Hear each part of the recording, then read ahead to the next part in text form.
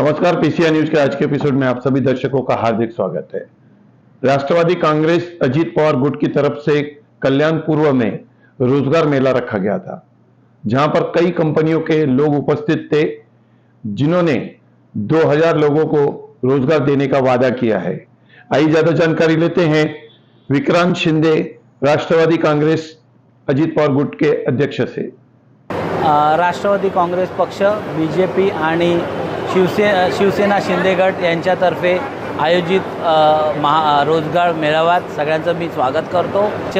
कल्याण डोंबिवली शहर जिल्ह्याचे माननीय जगन्नाथ शिंदे तसेच मी 142 विधानसभा अध्यक्ष विक्रांत शिंदे आमच्या सौजन्याने आम्ही इथे रोजगार योजना मेळावा आयोजित केला आहे। आम्हाला 2000 विद्यार्थी तसेच उमेदवारांची अपेक्षा आहे। जवळजवळ 50 ते 52 कंपन्यांनी इथे हजेरी लावलेली आहे।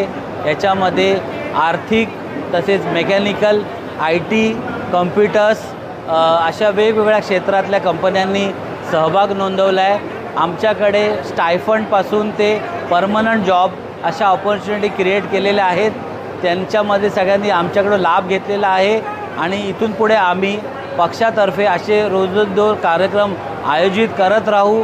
हा कार्यक्रम मिक्स आहे उमेदवारांसाठी, पण पुढे आमच्या जिल्हाध्यक्षांनी निर्देशित केले त्याप्रमाणे फक्त महिलांचा असा कार्यक्रम आम्ही फ्युचरमध्ये घेऊ आणि सर्व इच्छुकांना माझ्या शुभेच्छा। धन्यवाद।